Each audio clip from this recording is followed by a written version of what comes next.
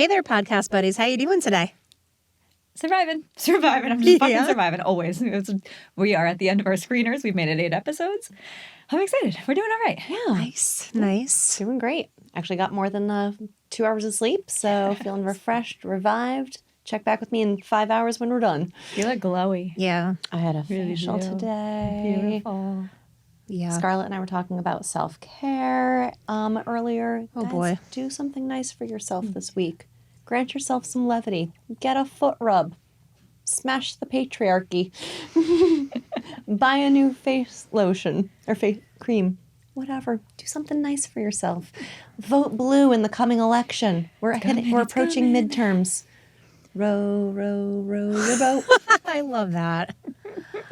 Oh my gosh. Right now, my self-care consists of, bitch, you should definitely take better care of yourself. That's about it. I've had my come to Jesus talk with myself about taking better care of myself. And so that is why today we're just drinking ginger-based drinks. We're non-alcoholic today, and it's wild.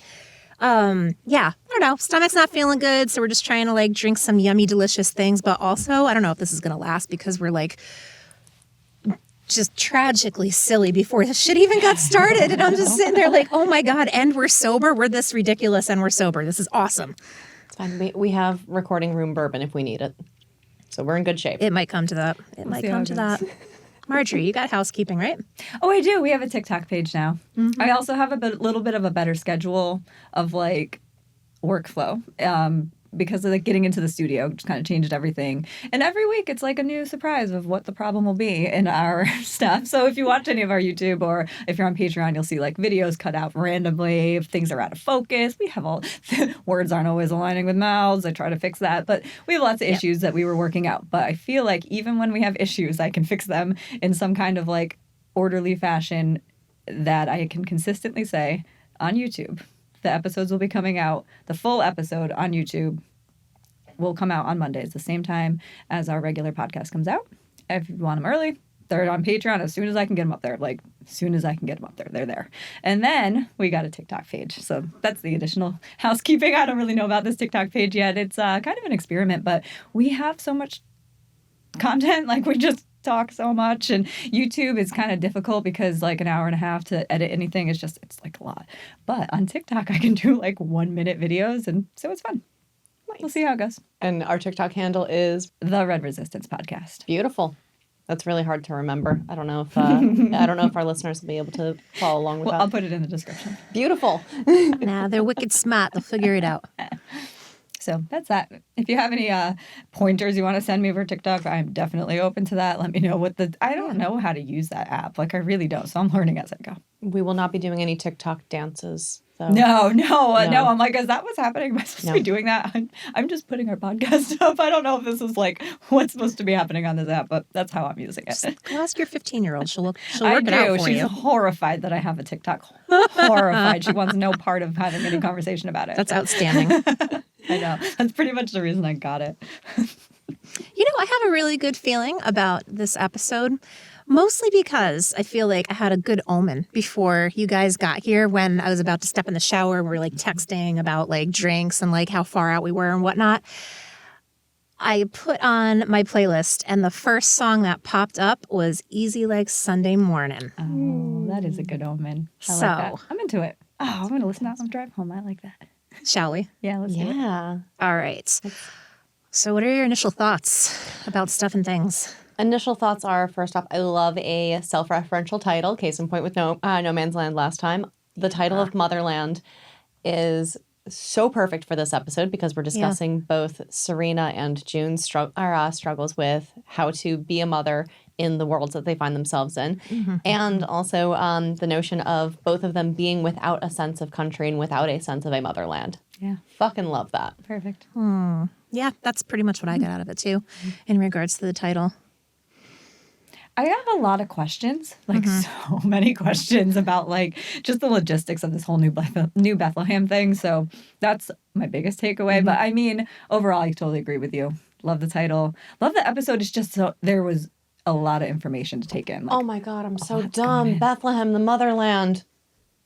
Duh, that's another Did you not reason. say that? Why did my brain assume you said that? Because that's what jumped me into the New Bethlehem Because thought. I psychically sent it to you. Apparently, I'm responding to things you didn't say. No, that Great. makes duh. Bethlehem is the birthplace of Christianity, so of course, New Bethlehem could be the birthplace of a new Gilead. Yeah. Oh, perfect. But yes, I have questions about the logistics of it as well. Maybe Just doesn't seem safe. It seems terrifying, but I guess that's the point. Speaking of New Bethlehem, I really like the big time display of honesty that Larry had with himself later on in the episode. I liked that because we've speculated as such for a really long time about what this guy's MO was like and just how the hell did this guy do this? Like what are you that you were able to become the architect of Gilead and everything that it entails? And it's just really nice to have some clarity about what's going on behind his eyes. Yeah. And some confirmations. I feel like that was a big confirmation. Are you and me? I don't want to get into it. I hate doing initial thoughts because I just want to like dissect that whole scene. But that Larry kind of, there was a lot of testament seeds and then a lot of big like season 5, like 5 season waiting kind of like revelations in this episode. There was so much. It was a dense episode. Yeah, and I also loved the flashbacks that were happening that were laced throughout individual scenes. And there were quick ones a lot too sometimes. This reminded me a lot of, please forgive me, I did not look up which episode it was, but the episode where June is on the shipping container coming to Canada and she's flashing back to Hannah. Yeah. There's a lot of that same sort of struggle that was mirrored between those 2 episodes. So, Yep. oh, such a dense episode though. It was Yalin Chang that gave us this episode. Oh, she's great. I don't think we've seen her yet this season, but we have seen her an awful lot because I think she's done like, 5 or 6 episodes. Yeah, she's an OG fave of ours. So we have this opening scene flashback of June and Hannah making pancakes at the cabin. While she's in real life making a stir fry, she's interrupted by noise outside and a phone call from Serena, who apparently is calling everyone and their mother for help, including Rita. The fact that she's calling Rita again, when Rita had put the kibosh on that originally and had made it clear to Serena that she was not interested in pursuing any sort of friendship or relationship and that she was leaving Serena behind her along with Gilead and forging a new life for herself. Oh, Serena. I mean, it does show her desperation in this moment, that she's just grasping at straws and how small her circle really is of people that she even knows or trusts to connect with. But that is a sad state of affairs. Yeah. And I think that, because Rita was always pretty excited about the baby. Yeah. So I feel like Serena is grasping at those straws in hopes of her circumstances changing, meaning she's a new mother who is away from her child, that hopefully Rita will, because we see later that she's really just trying to find an advocate to, like, I'm assuming she's working on her status. And so I'm thinking that if she called Rita, it was still that, like, delusional Serena, like, but also just she knows that if Rita's ever going to help her, it's going to be for this baby. And if June helped her for this baby, then Rita might change her mind too. Right. I don't know. I think she pissed off Rita so good last time because I don't see Rita going back. I just don't think Serena no way. figured I mean, that out I yet. had forgotten for a second about how she came off as so buddy-buddy, but with the assumption that you're going to be my nanny. Like that assumption, like the audacity of Serena making that assumption that Rita was going to be there for her. What the fuck? Oh, God, I can't. Oh, I forgot. She didn't even want a friend. She just wanted a nanny. Yeah. So no wonder, Rita's not picking up the phone. Of course not. Something about this scene, though. So Rita mentions that she had tried calling her a dozen times after the first time she didn't pick up. Is you have a very clear visual separation. You have Moira, Rita, and Luke at the table, and you have June over the stove. And it is so clearly the 3 of them that are just like, what the fuck is Serena on about? She's insane. And June's not echoing any of these same sentiments. In fact, she's defending her decision to help Serena because she said that baby didn't deserve to die in the woods. And it just, for me, was a very clear visual of these 3 are just so not even remotely willing to entertain Serena and probably would have left her in the woods to die, which is understandable. And June, on the other hand, at least had some compassion towards it. And you can see on her face that there is that, I don't want to say a struggle for her whether she should pick up the phone, but she's probably at least a bit more compassionate to what Serena is going through at this moment. Yeah. Maybe. Possibly. Yeah. I don't know. June, she understood what was happening to Serena. She acted accordingly. She does not appreciate the snark from anybody. It's kind of like, when you have, say, like a mutual friend that does something, I don't know, really dipshitted, and, you have people that are talking about that person, and then it's just weird being the other person that's like, I don't really want to get in on slamming this person. It felt awkward. This is also the first of many times in this episode that Luke pisses me right off. His body language and his face, I was just like, fuck you, dude. For Luke fans, yeah. Like, to be really so cavalier about everything that has happened, because I understand it. I do get it, but to just be fucking chipper and cheery about the fact that this is really, really difficult, and there is a newborn involved. Yeah. I don't know. I just don't understand his shitty attitude. Right.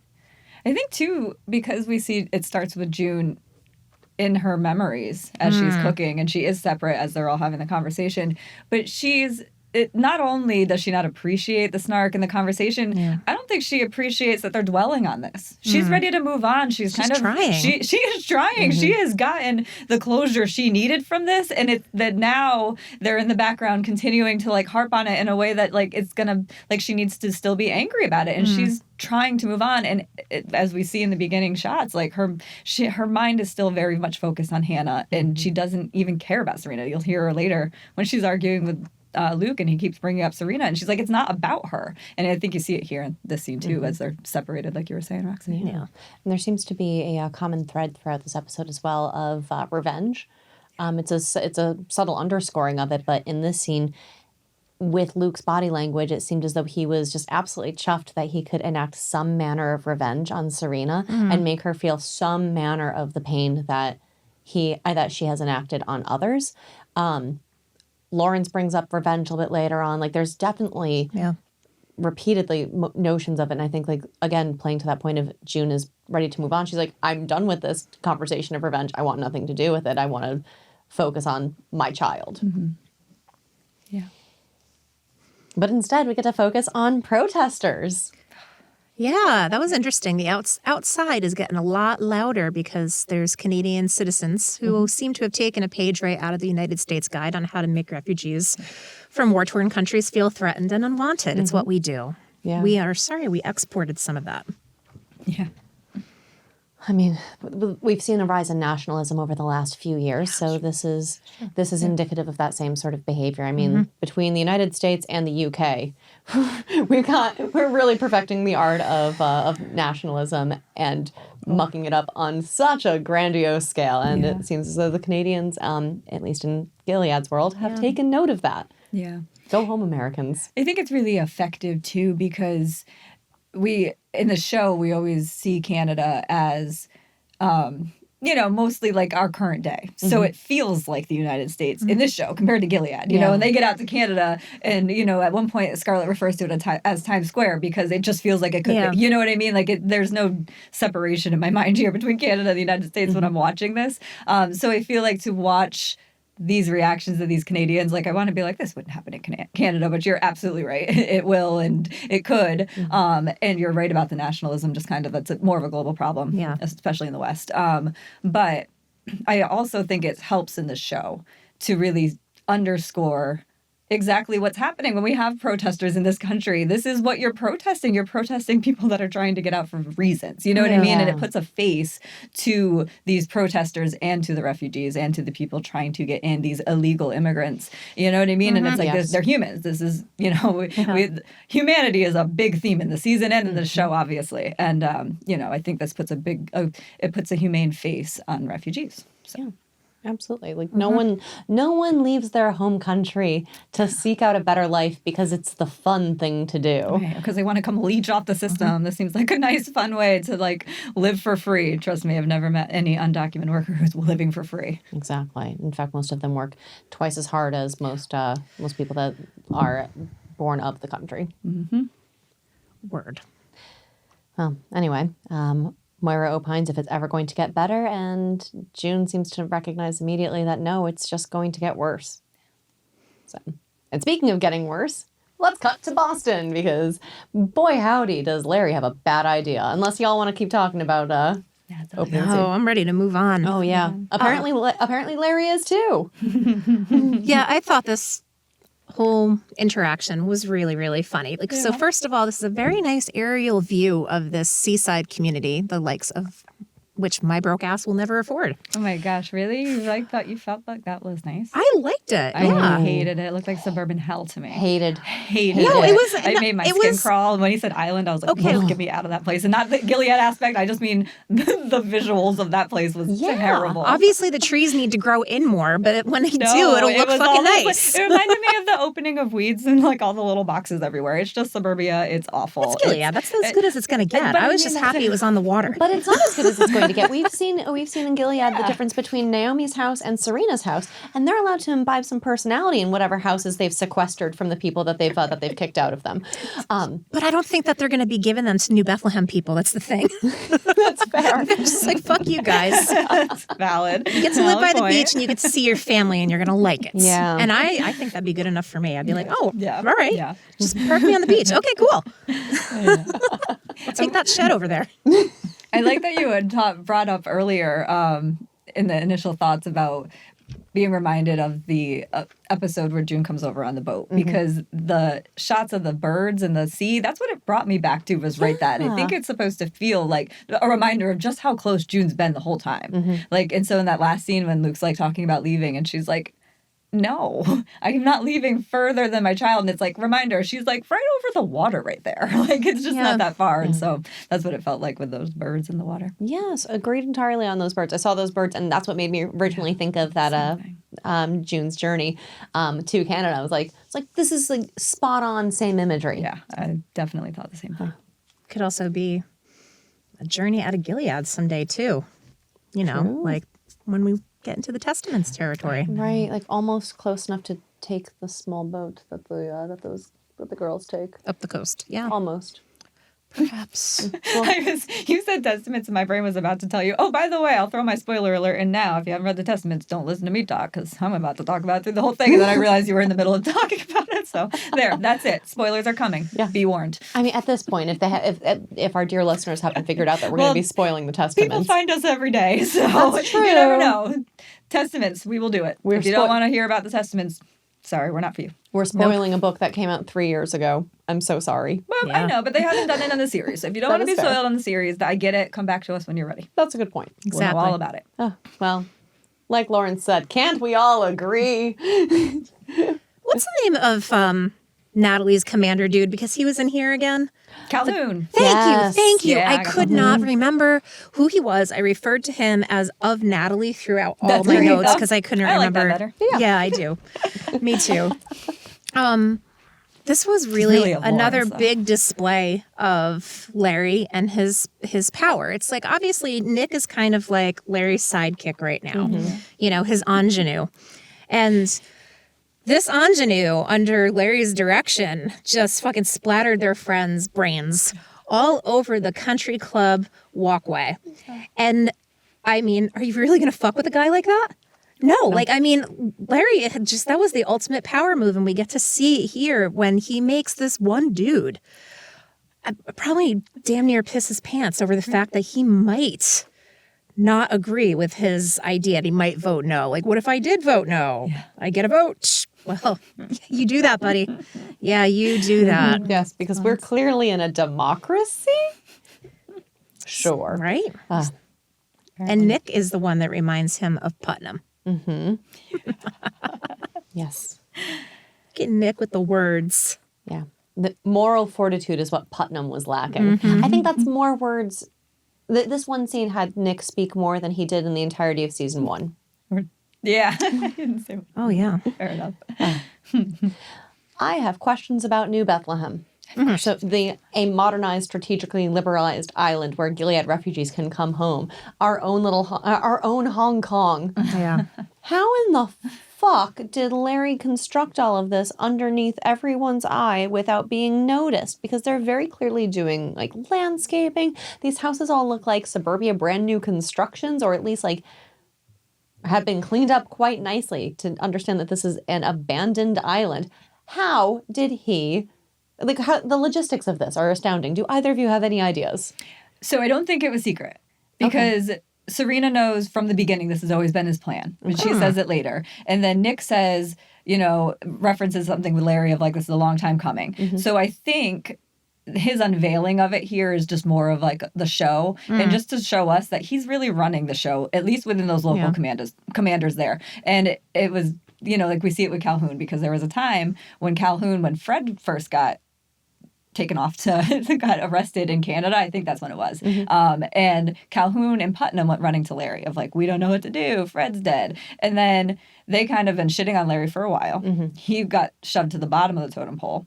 And then Putnam died. And now Larry's star is rising. It's been rising, you know what I mean? But Putnam and that whole thing put Larry right back on top. And I think that's what it's showing us, is that he could plan this whole thing. He could build it. He could say whatever he's doing. And he's just ready to unveil it. But I think that he must have been telling them something. I just don't think it was super secret. Fair. That's what I got about that. The only reason I would think that it was super secret is because we saw the fireside chats between Lawrence and Putnam's like, oh, when are you planning, when you unveil this plan to all the other commanders, and like, that they're going to reject this idea. So that and it was always these conversations that were had in secret. Yeah. Or at least like privately between Lawrence and Putnam. And Serena did mention that this is something that that Lawrence had been talking about. But the conversations between Putnam and Lawrence are what made me think that this is something that Lawrence was doing and everyone was kind of aware of. But also we know that resources in Gilead are very scarce. So the notion that he was able to procure enough resources to make this island happen before getting approval from everyone else and getting everyone else on the same wavelength about it. That's it. Yeah, no, I know what you mean, because I agree with you there. Like, I think that because of those conversations, that's what I mean, but I don't think it was that secret, but I agree that there was an unveiling that was happening here. And so, yeah, it's kind of curious. I think that they... some of those resources, like the building of the houses, they probably have an excess of because they have nothing but people fleeing and dying. Yeah. You know what I mean? Like their population has got to be dwindling. So in terms of just that kind of resource, they probably have them. In terms of manpower, probably not. But, they still have plenty of Econo people now to be at the commanders. I think that's what it is, too. It's like, these commanders are just important enough where they can take all those resources. I mean, Gilead might be hurting, but they're not. You know what I mean? For their ideas. But my biggest takeaway was just that Larry's at the top now because Calhoun's back to... And Calhoun knows because he's really quick to fall in line in this conversation. It's that other guy that tries to, test Larry's power, and Larry and Nick remind him exactly how much power they have by evoking Putnam. Absolutely. Forgive me, I was hearing the deceased Putnam in my ear. Amazing. Fool. That was so fucking funny. You should. That's a problem, sir. That was so funny. He's so nervous now. He's going to defect to New Bethlehem. He's like, I am out. He's filling out an application. Yeah. Well, and this is the beautiful part about having someone who is a man of few words, as Nick is he is dangerous because we see very little of Nick, but when we do see it, at least in regards to the commanders, it is when he's pulling a gun on Putnam and executing him for rape of unassigned property.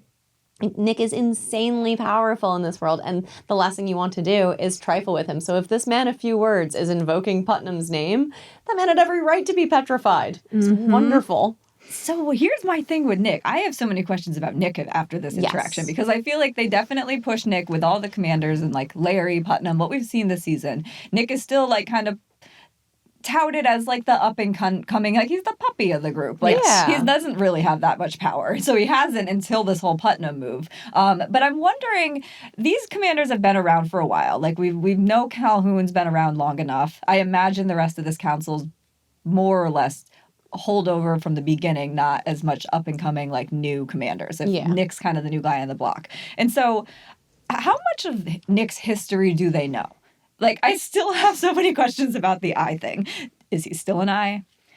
do they know he's an eye? Like, because that's scary. But I thought the whole thing was like the commanders aren't supposed to know who the eyes are because they could be anywhere and anyone. Mm-hmm. But I really genuinely want to know if Nick is like the commander of the eyes, because we know in the testaments that is Judd. And so I don't really know if we know it functions like somebody is the commander of the eyes, and I'm pretty sure it was that guy Price. I just want to know how much these commanders know about Nick and Price's relationship, because it's close. He brought him in. He seemed to be like his mentor until he was abruptly killed. Definitely groomed him. Yeah, and then it's this scene where he starts this season, but this scene too, mostly actually with the Putnam, when he pulls out the biblical shit and the morality, because it's Nick that keeps going with the morality, mostly because Larry doesn't give a shit about it anyway. Like, it's kind of nice for them to balance each other like that. But I'm wondering if they all remember Price and remember Nick's connection with him. Almost certainly. I mean, I feel like that's a very safe presumption. And if nothing else, they've been making many like vocal, out loud notions of Nick being part of the eyes. Like, oh, the eyes don't have when he was talking about No Man's Land, like, oh, the eyes don't have jurisdiction in No Man's Land. He's like, just saying that out loud. So I think, is that just fact? Does he just feel like he can say it out loud because everyone knows that? Or is he like in charge? I don't know. I could make a case for both, right? I don't know. I'm kind of inclined to think that at this point he is, if he's not in charge and the commander of the eyes, he is at least one of the people who is higher up in the eyes. Yeah. I don't know them. But because no one's supposed to know who the eyes are. Well, right. And then how can you be a commander and an eye? Because then who watches them? Who watches the Watchmen? Yeah. Right? I don't know. Maybe we'll find out in the testaments. Maybe. Dun, dun, dun. Maybe we'll find out in 9 or 10, since we don't know because we don't have the screeners. Yay! I'm just going to make a loud verbal noise. I can guess it. I can make outlandish statements now without having to feel like anyone thinks I'm serious. Sorry about the carbonation. Just trying to avoid that. Damn carbonation. No worries. Shall we news scene? I think that's about it. I don't know. There were a couple of other before we knew scene. There was just a few of Lawrence's lines I thought were real gems. Yeah, we can't gloss over those. I mean, the notion of, I don't know if you're aware, but we don't have a free press. Like, the snark of it, and like the allusions to North Korea, and like everything about like the way that he was talking was like, it's time for Gilead to project to the world our wow, my writing is awful. Our confidence, our moral fortitude. Nick saying that, like, Marjorie, what you were saying earlier, like the two are just playing so well off of each other. Yeah. Where Lawrence is talking big scheme, being welcomed back to the into the United Nations and taking the seat of the United States in the United Nations. But until that time, this is how we garner ourselves favor in the international arena. And Nick is playing the microcosm close to home, and it just. It's really fantastically done. I love Larry's line to that guy when he was like, what if I choose to vote no? And he goes, oh, I don't know, Commander. I guess I would choose to be disappointed. Yes! It's time for us to grow up. Like, it was just, I love Larry. You know. Likewise. I love when he was pitching the idea and he opens with, couldn't we all agree that it's embarrassing to be running a country which people are constantly trying to escape? Yes. It's a bad look. Well, one country, two systems. Yeah. Seems an interesting play, but who knows? Maybe it'll work in 5 to 10 years. And we all laughed and laughed. Because white men in power never give up power willfully. Yeah. It's going to take a little longer. Just a little longer. We new scene now? Yeah. Marvelous. Well, Serena is pumping in the common area of the detention center and looking really sad about it. Kind of like when June had to pump in the gym at the Red Center, or the mothers at our own borders who are separated from their babies, but I'm just not holding out hope that they give any of those nursing mothers breast pumps. I'm just not placing bets on our country being humane in that way at all. Yeah, I can't see that. Mm-mm.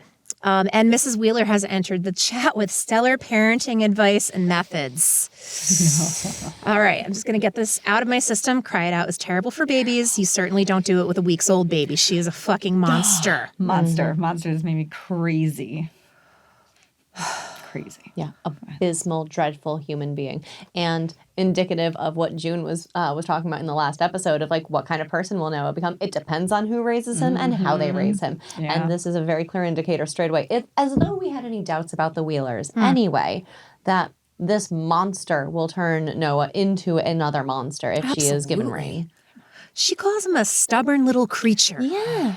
And I'm like, okay, my God, you just seem to have an awful lot of volatility towards just this little thing here. Like, that's just kind of crazy after you spend so much time waxing poetic about Serena's state of pregnancy and what a blessing it is. Oh, look at that. The baby's out and she can't fucking stand it and doesn't care about it.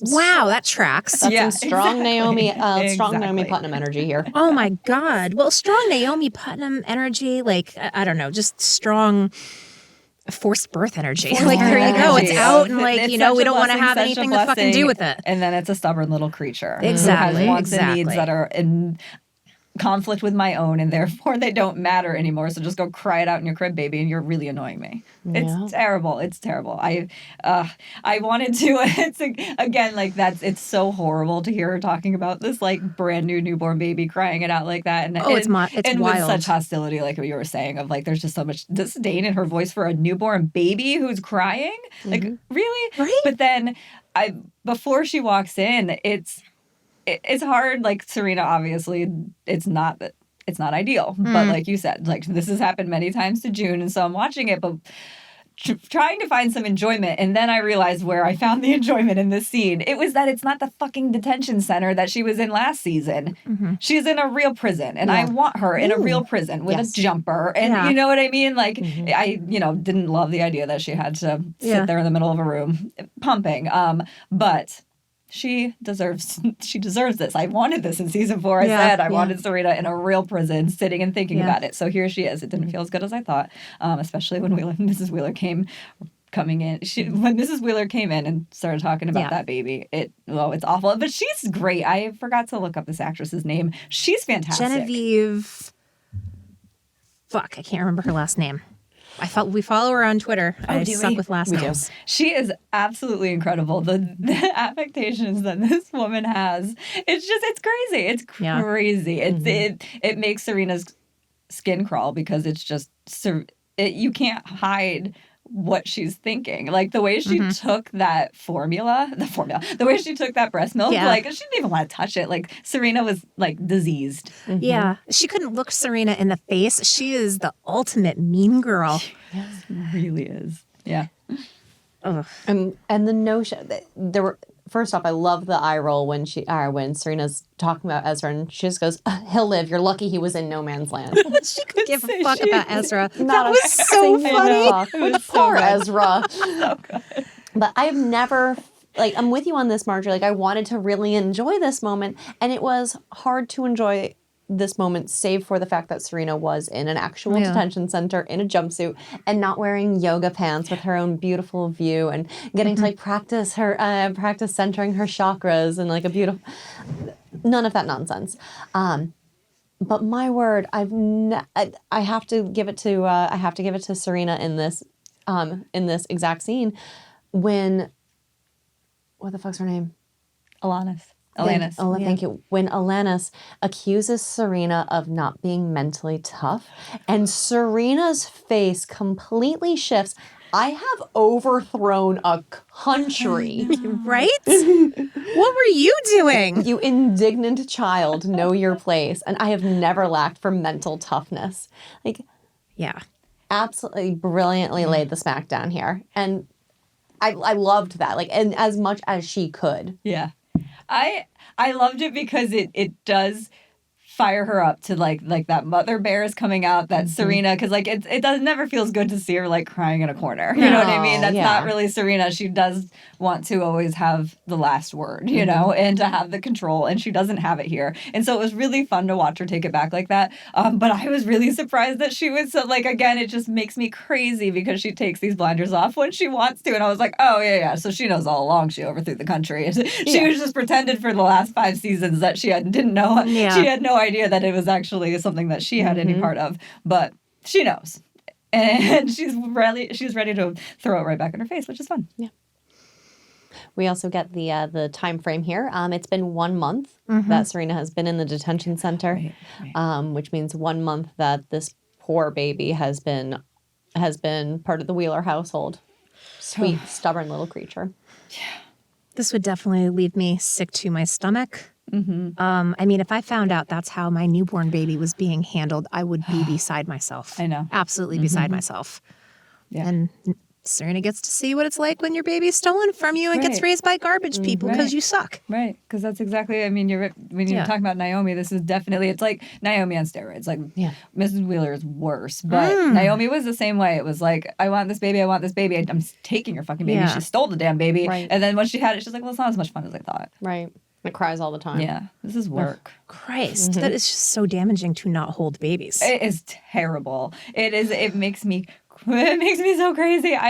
Oh gosh, I'm just so not a cried out mother even for it's like like a really fucking bad older for them. child. Like I won't even let my 15-year-old cry it out. So no, it's just not something I can get behind. It makes me crazy. Of course not. I mean, I am not a parent, but like adults need to talk things out. Adults need compassion. Yeah. Adults need to be held and loved and shown that they are in a safe environment. Why would we expect anything less from an actual newborn? That is the sort, like, I will never understand people that think that is even remotely acceptable parenting. Yeah.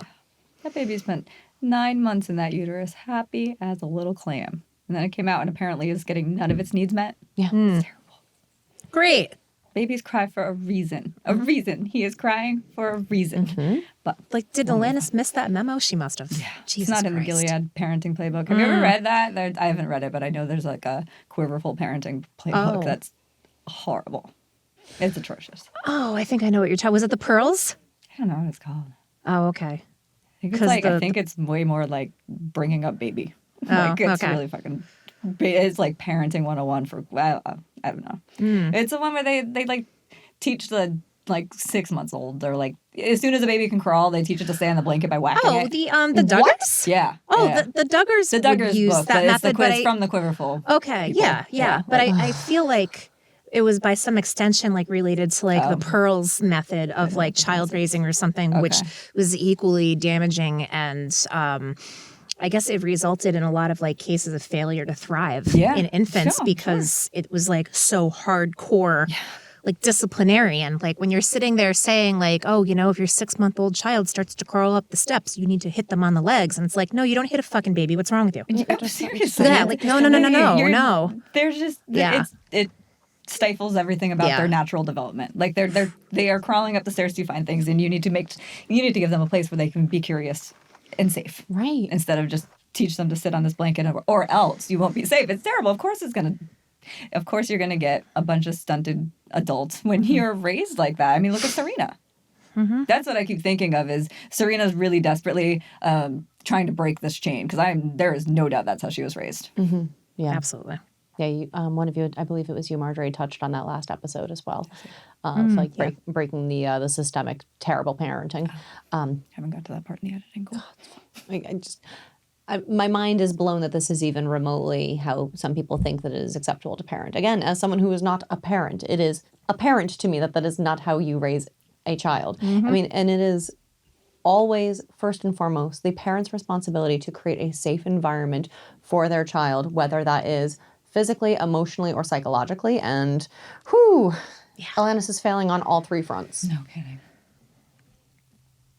Well, he's a boy and he's not supposed to have feelings like real people. Yeah.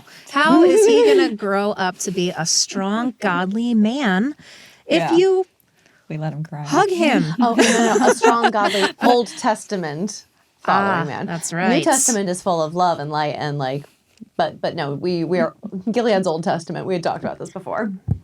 There's love and light? Shit. I mean, supposedly, I never made it past the Old Testament. Know what I loved? That June took that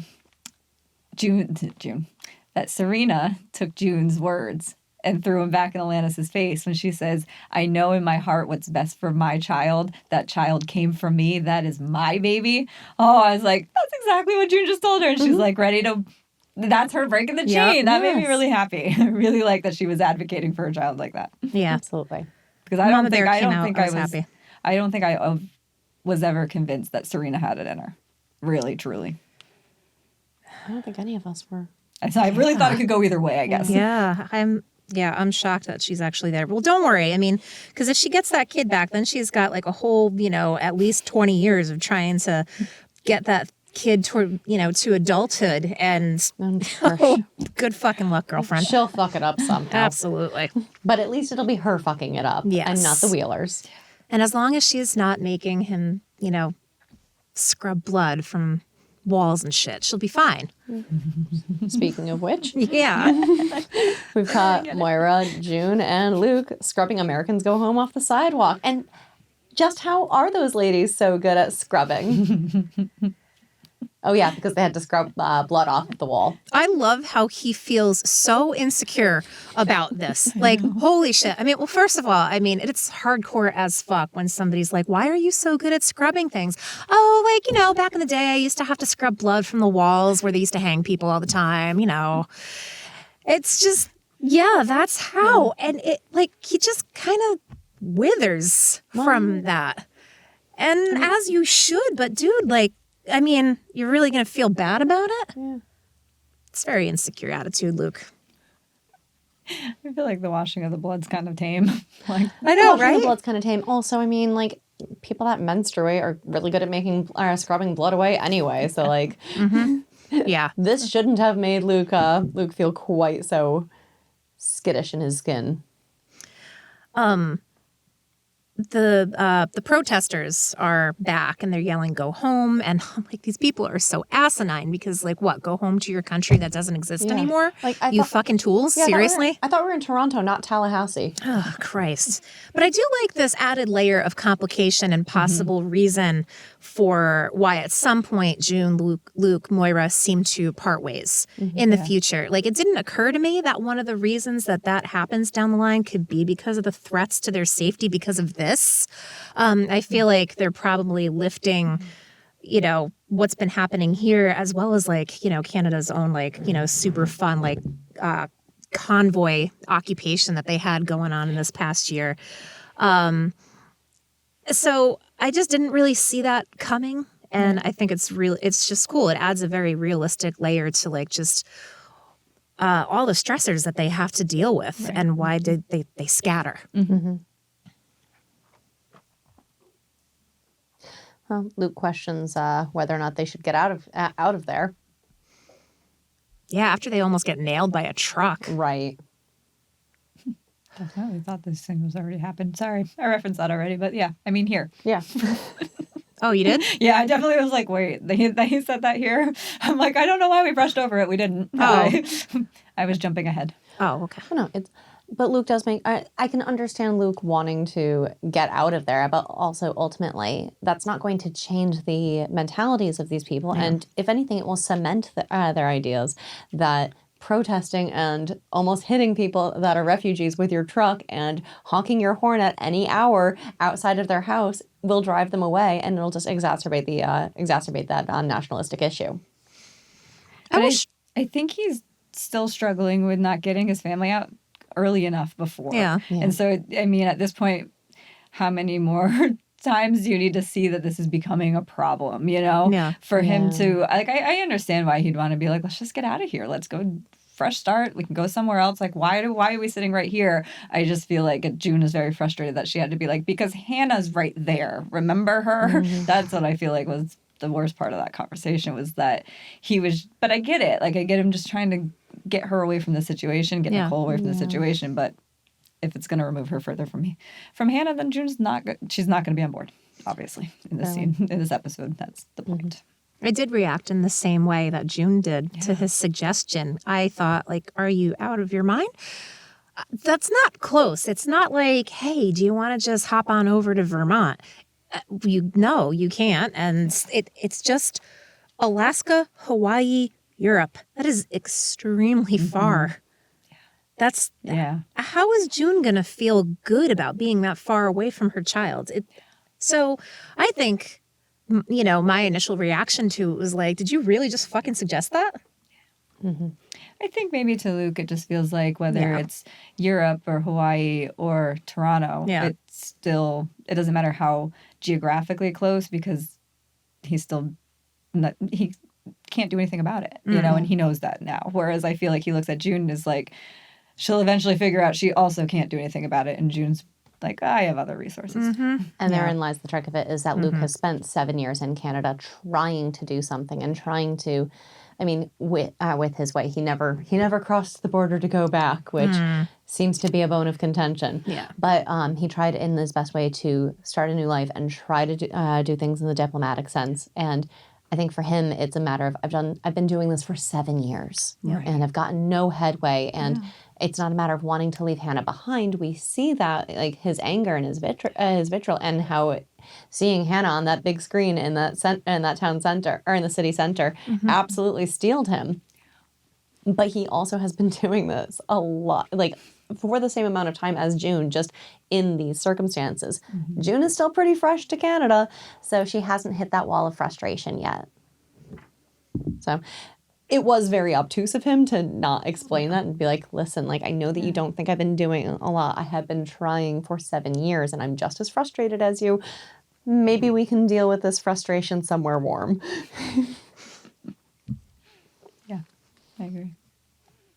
Shall we new scene? Yeah. But I mean, it doesn't matter what Luke has to say, because June gets a phone call. Weather sure is lovely in Toronto this time of the year, ain't it? You want to go for a stroll down by the river? It did look rather nice out. It did. I wanted to be that's in that nice, refreshing breeze. Yeah. Thought it looked quite lovely. He's there to pitch that new Bethlehem idea, but not before he explains the how and why his ideas gained traction, and admits that he underestimated the depravity of religious nutjobs. I really appreciated his honesty there. And I'm like, well, that's your first mistake, Larry. You never, ever underestimate the depravity of people who call themselves Christians but are okay with fascism. We don't play with them. No, but it was triage and it worked. But now that they're done, destroying everything, that can like ease up a bit. And she just wants to know if they're going to let Hannah out. No, she was really on edge when she was first. She wanted information and she wanted it right away. And he was like, well, let me tell you. Let me take you on a journey. It's a good point. Get to the point, Larry. Yeah, and you can see her like looking behind her, because that is already jarring. And I think just like her reaction of being like, am I getting lured in here, made me then nervous for this new Bethlehem idea for the rest of the episode. I'm like, if you're worried about talking with Larry here, you're going to move your whole family into this place where Larry could be dead in 2 weeks?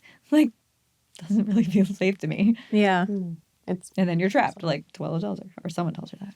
But, No, it's absolutely that. Like, the notion that she could potentially trust Larry with this decision.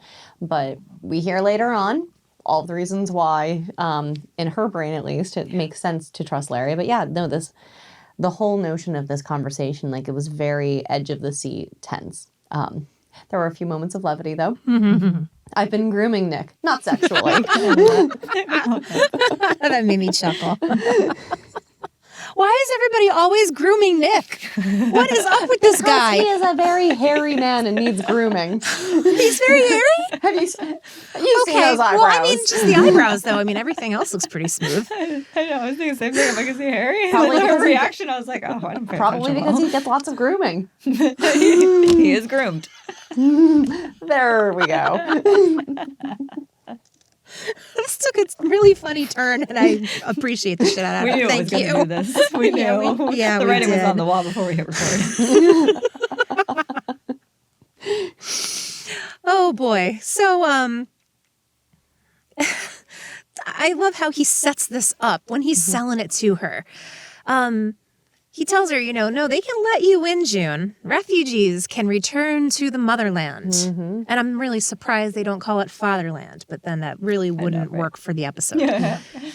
Larry says, where mothers may visit their grown children running their own houses. And I'm like, the fuck? Grown children. 12. 12. Yeah. Yeah. Pretty sure I'm still playing with Beanie Babies at age 12. Almost certain of it, in fact. Not a grown-ass adult. Still not a grown-ass adult. I'll be an adult someday. Eventually. It's coming. No, he really does try to paint this in as much of a pleasing picture as possible for June. And it works. Yeah. It does. Yeah, their first couple of reactions were funny, but it does work eventually. I mean, we see it when June and Luke are on the couch and Luke's initial reaction, yeah, no. I know. I love that transition. Yep. From outside by the river, that beautiful gentle breeze, to in the living room. Hold up. But I was with Luke. I'm like, wait, really? Are we really thinking this is a good solution, Yeah. June? Like, I don't know if this is the solution you think it is. And so I appreciated Luke being like, yeah, no. Yeah. You're not going to go live in Gilead. And not just Gilead, but Gilead. Like, he makes a point of, Yes, like, he's really delivering trying to his drive point. this home. That, like, this is Emphasize not New this. Bethlehem, June. This is Gilead. Like, you need to understand this. Gilead Light is still Gilead. Yes. I don't trust Lawrence, and I sure as fuck don't trust Gilead, because Lawrence and Gilead are one and the same. And poor June. It's funny that you had mentioned his body language bothering you earlier, because I feel like it's the delivery when he slows his words down that bothers me. And so He it does some of starts that in here this and he does it episode, worse too. and worse and worse throughout. And every time he does that, I'm like, she understands you. You don't have to slow down. Yeah, we don't have to spell it out and talk slow. Gilead. She knows where it is. Yeah. The end. Yeah. It's so condescending. I think he might just be trying to like gather himself. Like, I don't think he necessarily means to be condescending when he does it, but when I hear it, it bothers me. Same. Very much so. He's beside himself over the idea of Hannah, getting auctioned off to, the highest commander. And understandably so. But it's funny how just before that, he's sitting there admonishing June for not shutting it down. And June's like, oh, because he said Hannah? Hannah? Like, that's why I didn't shut it down, because he used the magic fucking word. But in the next breath, he's bugging about the exact reason why June wants to try to do this, because he is just still not really understanding that actually probably is the best thing. Yeah. I wonder if, like, as we see how this plays out, and I know eventually things are going to change big time in the Testaments, but I mean, what other options do they really have? Nobody's come through for them. No. Yeah. No, I agree this that is they're as running close, out of options. this is as close as they're going to be able to get to this. Right. But I understand his point of like, yeah, getting to her isn't enough if we're getting to her married. You know what I mean? Like so now he's just going to get a front row seat to her marriage and her rape and her like, and I have questions more of why Larry wants June to come over so bad, because I don't think that June's going to sit quietly and watch Hannah get married off and accept that she'll come over for Sunday dinners every once in a while. Like I don't, I have so many questions, but I understood him saying that here. Like, I get that part of it. Because June is a get. If you can convince one of the most, if not the most, vocal proponent against Gilead to return to Gilead, To live there. of their own volition, then, I mean, there are very few feathers in Larry's cap that would be quite as vibrant. Like, is it a dangerous ploy? Absolutely. But someone as dangerous as June, if she's in New Bethlehem, aka in Gilead, it's much easier to keep an eye on her and make sure that she doesn't do any further damage to Gilead on the international arena. I think he wants her on his team on the inside more than anything. Like, I think he asks her for it later too. You know what I mean? I need your help, he says. And so, but I'm just wondering if he, like, after that time that he lived in the house with her, like, he doesn't have control over her whatsoever. No. He knows that. So he's like, come on over to New Bethlehem while I dangle your child who I just married off to. And, like, I think that's where he screws up. You know what I mean? Like, when he's trying to pitch this to her. I don't know if it's in the scene. I might be jumping ahead again. A little bit. That's okay. But we'll get there then. Yeah, like, the interaction between Luke and June understands and remembers all of the things that he has done. I mean, Luke is just like, so you trust Lawrence, the Nazi? Yeah. Yeah. And June starts listing all of the things that Lawrence has done to warrant her trust. It's quite a list. That is a really excellent list. Ending with, he's put his neck on the line for me over and over, and it has not benefited him at all. Like, he's been my friend, and Luke can just not reconcile this at all. But, how about, like, it's not about believing Lawrence, it's about believing your wife and her judgments. Yeah. And her judgment has accomplished an awful lot with more restrictions on her person than he has. Yeah. I think she understands how to work in this shit show a hell of a lot better than he does. And he needs to start recognizing that instead of just standing around feeling butthurt and inadequate because she has more experience in this shit. Right. And like, how much more does she need to do to prove that maybe she's the one that has the pulse on this situation and the best way to handle it? Like, she's in a good place right now. And I'm just irritated by Luke trying to coddle her because it just feels just as patriarchal as it did back in fucking Gilead. Yeah. Yep. In Gilead as elsewhere. Exactly. Yeah. And also, it harkened back to that scene where June's assets and June's bank account were frozen. And Nick was like, that's fine. I still have my money. We're covered. We're good. Yeah, I'll take care of you. Yeah. Why won't you let me protect you for once? That's what it felt like. And Yeah. if nothing else, one of the worst things to say to any person when they are upset, let alone June Osborne, is you're letting your emotions cloud your judgment. And the way that he says it, your emotions Yes, that's are clouding your judgment. And I was like, oh, no, he didn't. Oh, my God. I was willing to entertain a whole lot of his bullshit out of empathy, but Yeah. yeah. Like, he just got on my last fucking nerve. It was that line that I was like, oh, right, fine. Yeah. I can't do anything with that, Luke. Nope. And neither can No. June. Like, but look what you did to Serena and her baby. And the thing is, I don't need your protection. I don't need it. Hannah does. Yeah. But like, And it was a perfect point. And I love how she sat down on her little, like, handmaid-esque bench and the light came on oh, behind you her. noticed that too? Yes. Thank you. That's all I could think of was like, it's like she's back in her room at the Waterfords and she's being chastised or something. And like, she's feeling all under his eye again. Yeah.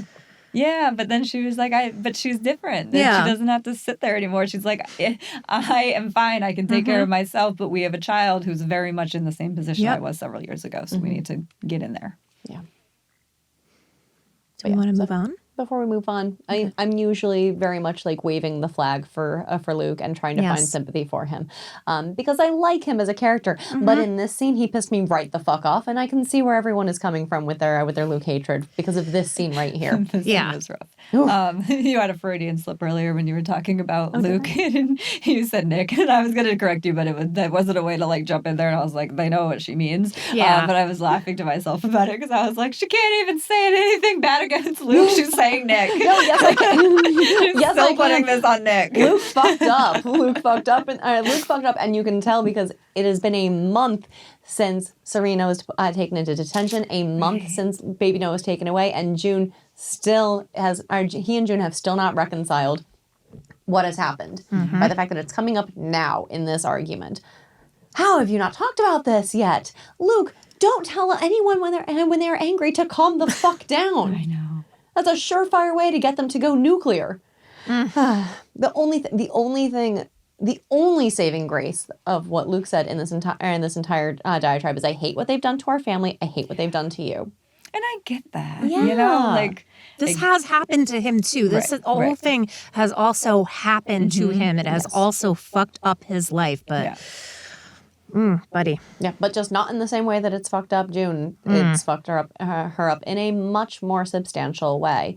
And not to diminish the trauma that he has gone through, because they have both been through an insane amount of trauma. But again, a little bit of sympathy goes a long way here, buddy. And maybe just be like, we're both upset about this.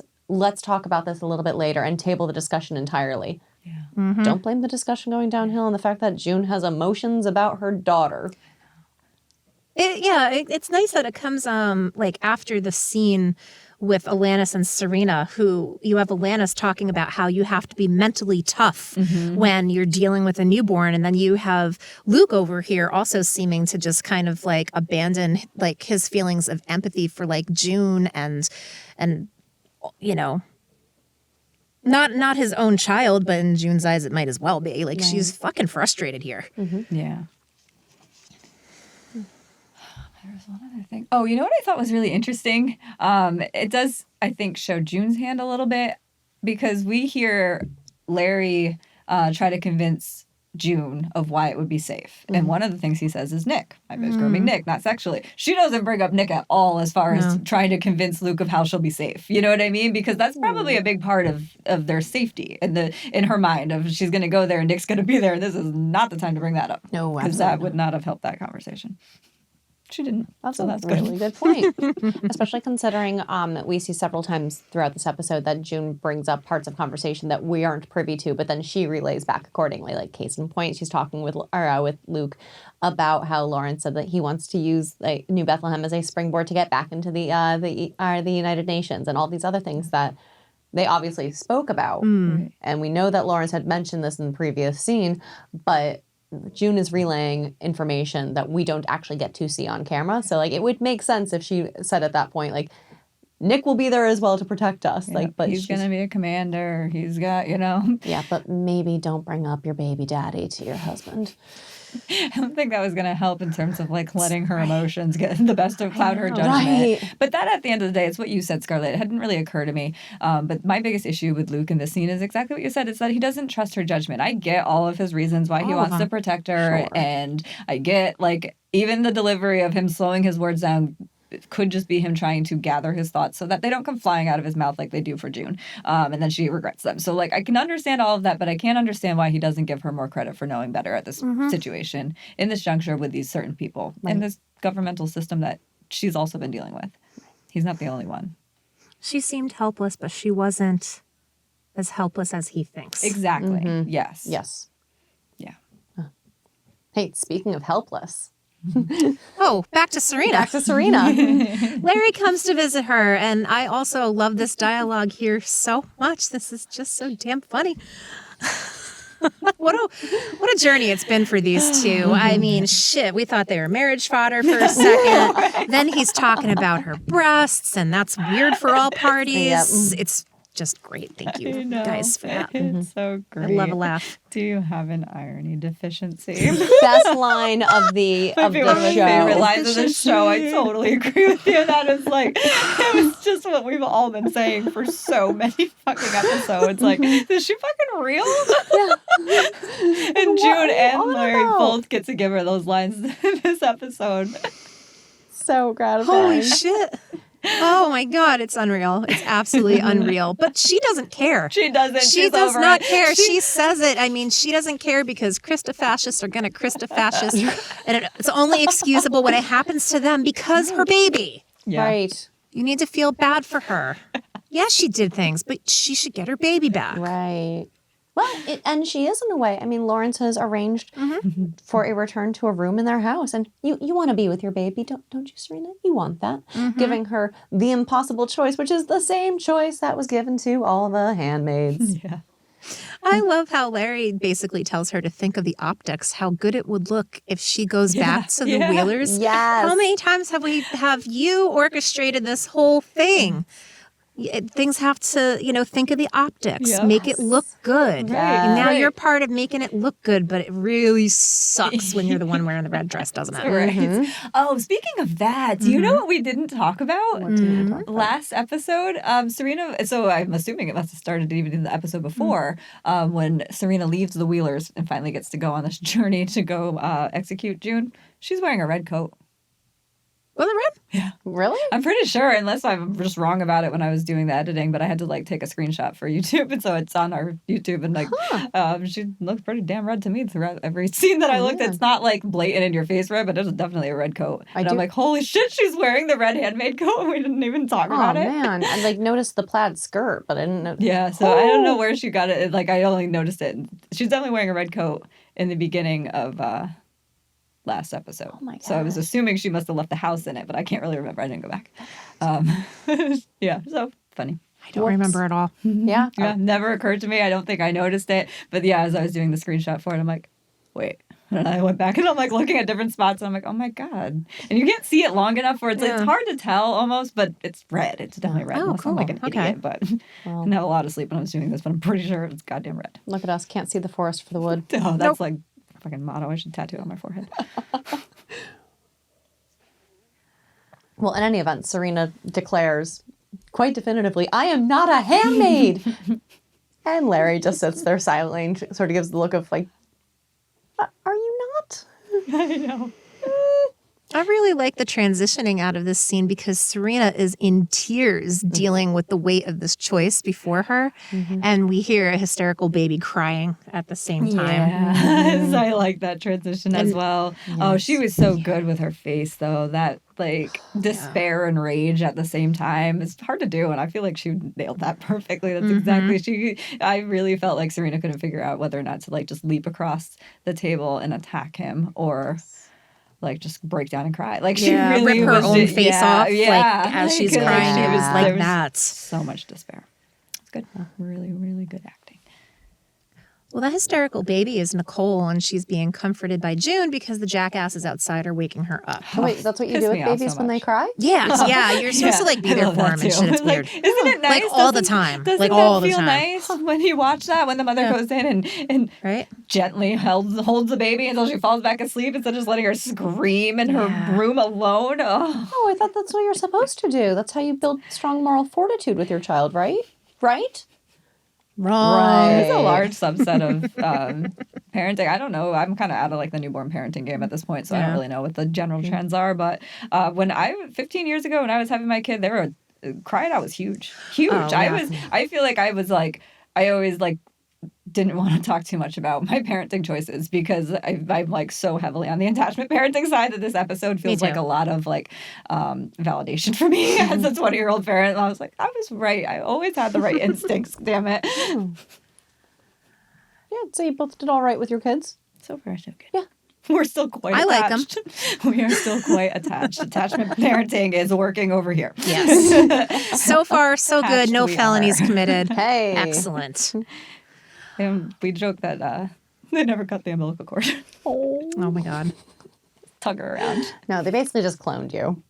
While June is, doing the right thing and soothing her child, she starts singing a song that she plays a song, pulls up a song on her phone and starts singing a song that she used to sing to Nicole or to Hannah, which is very, very sweet. It's I'll Be Your Mirror by the Velvet Underground. A lot of progress, or a lot of like fun old school rock happening in this episode as well. I really dug that. But the lyrics for I'll Be Your Mirror were, I'll be your mirror, reflect where you are. In case you don't know, I'll be the wind, the rain, and the sunset, the light on your door to show that you're home. When you think the night has seen your mind, that inside you're twisted and unkind, let me stand to show that you are blind. Please put down your hands, 'cause I see you. Which, at that point, when she said, 'cause I see you, they flashed to an image of Hannah. Yep. Which, woof.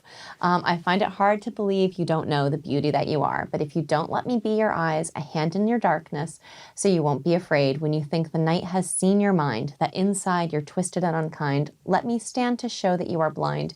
Please put down your hands, 'cause I see you. I'll be your mirror.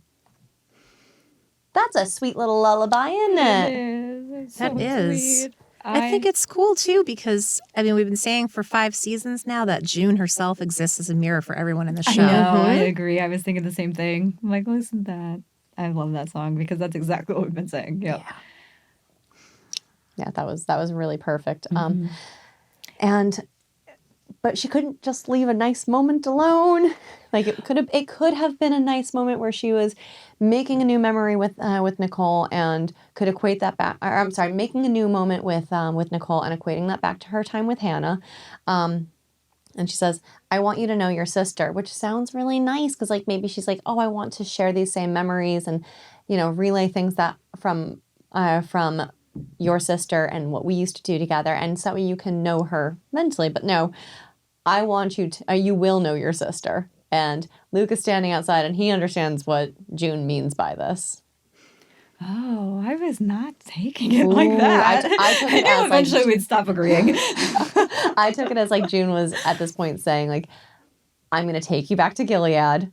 I'm going to raise you there. You're going to literally physically get to know your sister." Oh, no. I thought she was just working out. So, like, what I really liked about the memory as she's singing, the way they stitched that memory with the current present time with Nicole, it's just beautiful. It's really beautiful. Like you've got little thumb sucking Nicole, and then you've got like golden Hannah. It's just a very visually pleasing thing to watch, right? And like obviously we talked about it a million times, like whatever's happening in these memories is what's going on in June's head. So I just felt like it was, after you see these two kids, you can't then continue to like, she can't just make a new memory with Nicole without ever thinking about the missing piece, Hannah. Like it's always just going to be them. So like, I don't know. I just feel like that's where her head's at. So like her talking about it out loud is just like, that's always been a dream she's had, was like, but she says it to Nicole when she sends her to Canada of like, take this picture with of Hannah. This is your sister.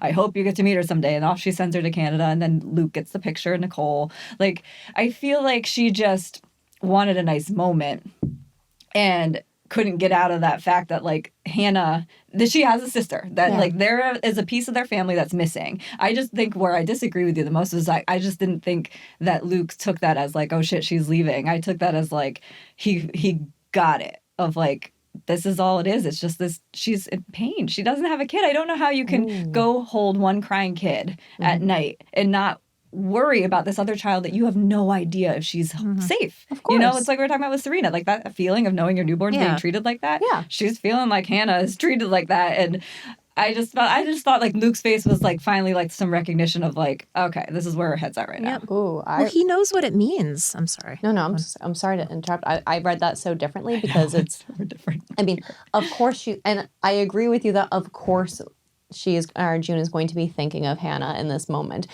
But where what you said was when June gave Nicole the picture and said like, I hope you get to meet your sister one day.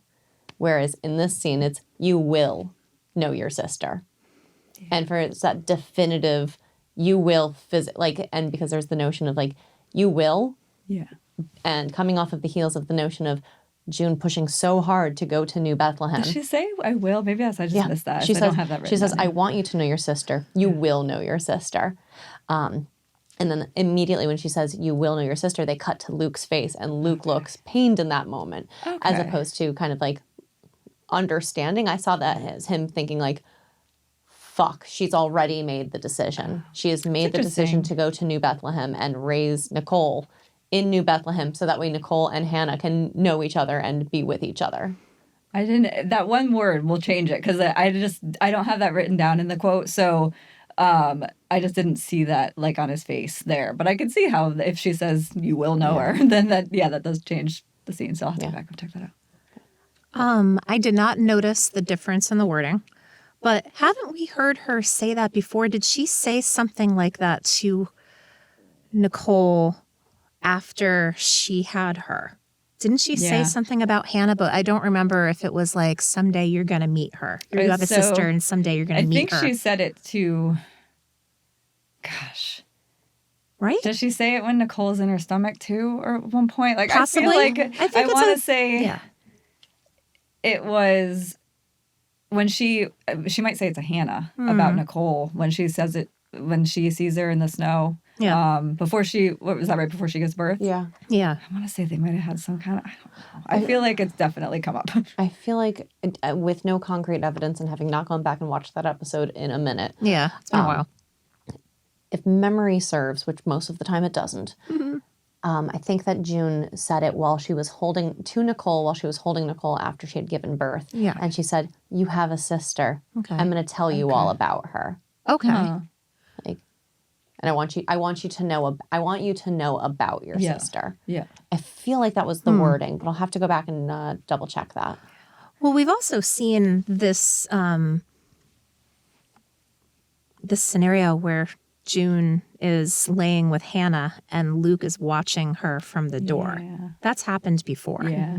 I remember it was like with tiny Hannah, like not super tiny Hannah, but tiny enough. Was sick at school. Mm-hmm. Yeah, it was. I don't remember. It was something like that, but you know, there was definitely sunlight involved, and I remember Luke watching them from the doorway. Oh, okay. So that has definitely happened before. Yeah. Either way, for both of them, it must really be horrible to have that much pain wrapped up around the memory of your child. I know. Yeah. And did didn't really care about the testaments in this. Like, I just feel like, again, I think like that might have been why like we just perceive this scene so differently, is just that stitching of those two children side by side, like just got me so hard for the testaments to know how their story ends and what they're going to go through. And it's like, and June keeps saying wherever it is in this season and the series, like she's definitely said it multiple times to these girls of like, I want you to know each other. I want you to know each other. And if I can't be with you now, if you can't, I'll tell you about it. Like, I just feel like that sentiment has been repeated in whatever the situation is. So it was just really beautiful. And then it gets so bad. It's like all these nice memories and everything is happy. And then apparently it's a different scene because I don't have any other notes on it. It transitions right into Twello being downstairs and Nicole's gone. And given that she was falling asleep with her to wake up and have her gone all of a sudden, that's scary as fuck. Yeah. Especially if you're June. Yeah, I think, because is this the montage where she's sleeping where it starts off really nice and then it does turn into like the montage of like the snow scene where she's saying goodbye to it? Like, yeah, it does start, it feels nice. And then that's what I think, again, it made me go back to that she'll never get her mind right holding this one child, knowing this other child she has that she can't hold. Yeah. Or that she was dreaming about this other child that was ripped away from her, and then she wakes up and then she still doesn't have a child. It is definitely it's very disorienting. Yeah. And then we hear Twillo. And Luke talking about New Bethlehem. And June immediately asks, "Did we call you? Like, did Luke? Did you arrange this little coffee chat?" And Twillo says, "I came on my own." And apparently we know about New Bethlehem and how Lawrence is going around trying to recruit people. And June kind of, alludes to that she's maybe potentially interested because at least Lawrence has given her something. Twello, you've given us fuck all. Yeah. And the audacity of this motherfucker. Again, the third man that I can say this about in this episode. We're 20 minutes in. Like, what the fuck is this? Like, she owes her country nothing. Like, yes, he's like going on my shit list with Luke. And she's done more for her country than any other single person at this point. Yep. Yeah. Trust in your country. What country? Yeah. And even before all of that, he, let me find his exact quote. It's just so in Gilead as elsewhere. When he calls her, "You're a get for them. You're a symbol of the resistance. You're a domino." He calls her 3 things, and none of them are a human being with desires and wants and needs. He calls her an object 3 times. You are 3 different types of objects that I need to use. Yes. And so therefore your desires don't matter in the situation. You need to sacrifice. It is in Gilead as elsewhere. I hated it. Oh my God. We should have just named this episode "When Men Really Miss the Fucking Point." Isn't that the whole Serena series? finally gets the point. Oh, it's so amplified in this, like just the absolute obtusity of all of them. Yeah. Amazing.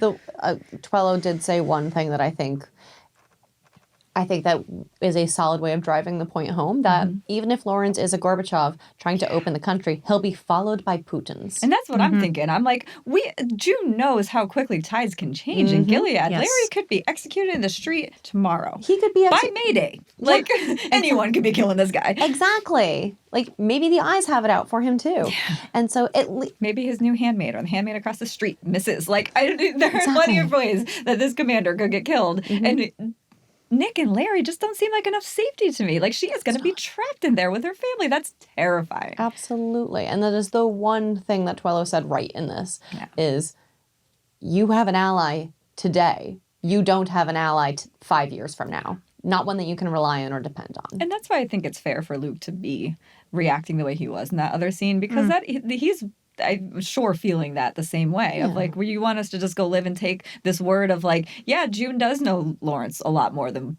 Luke does.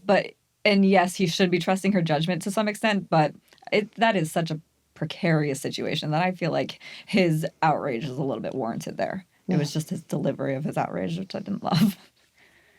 But yeah, you're right. I agree. Twello did make that very good point that has stayed with me for the rest of this episode. Like, I'm still not convinced that this is going to work out for anyone. I'm also not. We'll get there. Well, this military action that they're launching that he has to keep under wraps Is this the same one that we're going to be talking about at the end of the episode? I guess we'll get there now. Yeah, I don't know. I was confused with this whole raid thing because then, like, yeah, I'm not sure. I don't know. It didn't feel like it because military action raid. They're planning a military action of sorts, but then it's the new information that shifts it. And then he says specifically, we've gotten a consensus. And he didn't call June until there was a consensus on what they would do. Yeah. So it seems like maybe they were agreeing on some kind of military action, but the Hannah situation seems to have changed everything because June is the get, she is the domino, she is the symbol of resistance. So apparently the entire American government is going to shift gears to get Hannah out now that they have the ability is how I took it. Okay. So I don't know if it was necessarily what they were planning before. I don't think it could be because they got a location. That seems to be pretty clear. They got a location. We know where Wife School is. Yeah. We have military action now, which feels different than the military action they were going to do earlier. Right. Yeah, I'll agree. It felt like there was for sure a pivot once they were able to access the metadata. Cool. I don't know. Hello, shades of testaments. We'll get there. We'll get there. Yeah. Well, we come up on our final scene, which is June outside on the porch talking to Rita. And by final scene, I mean final scene for this half because we're going to be cutting and taking a bathroom break after this. Yes. Why did I just get so excited about that? That's all I can think about right now. I knew that when she said final scene, I was like, well, damn sure it is our final scene. And I was like, oh, I guess it's only our final scene. Yeah. It's a final scene excited for us. When June is talking to Rita, Rita understands. Probably better than anybody that June knows at the moment. Rita talks about moving forward and saying how personally she would not go back, but having a kid there would definitely change things for her. And her delivery of I would travel to the ends of the earth to see her son again. I busted out in tears. Oh my God. Yeah. I'm such a crier with this fucking show. I was crying throughout this whole damn thing. The way she says it. I know. Like, you feel it. Yeah. You felt it, for sure. Yep. Yeah. Excellent. Amanda Brugel, you made me cry. Brilliant. This is probably the most genuine interaction that June has with anyone in this episode and the most heartfelt and just with two simple lines. Am I crazy? It's a crazy situation. And that is the reassurance that June has needed from Luke and just is absolutely not getting. Is that nothing about this is normal, so no way of handling it will feel normal. Right. And no way of handling it is going to be out of pocket. I really like that. She's had that line too. That was perfect. Yeah. And the gentle little handhold between the two of them. That moment of knowing that this is a crazy situation. And June having a very human moment with Rita, who will never have the opportunity to be reconnected with her child. I know. I think there was all of that exactly. I love that little handshake and nod of the head. Because I think it was June has looked for validation from Rita that she's not crazy since she's gotten back, because Rita's been the closest to her experiences. She's known the most about it. So anytime everyone else around June is not understanding where she's coming from, she's always sought out Rita to kind of gauge where she should be. So I really love that she went to Rita and Rita gave her the validation that she needed, that this isn't crazy. This is that you're not crazy. This is just a crazy situation. And I would do the same damn thing and she can speak to it in such a knowing state because her son isn't here. She knows what it's like to lose her son. Yeah. And she is telling her that I would go anywhere to see him one more time. Yeah. So it's just what June needs to hear. It was that validation. It was nice. And then on top of it, that nod that she does still get to have an opportunity to maybe see her child. And that is more than Rita has. Yeah. Gilead took that away from her. Well, I guess we don't technically know, but I'm pretty damn sure Gilead took that away from her. Oh, absolutely heart-wrenching, but also very beautiful and tender. Rita's Canada scenes always kind of are, man. Yeah. I love it when she turns up. She's so like a cool, calming presence. Yeah. So much peace. Yeah. Well, shall we close it out?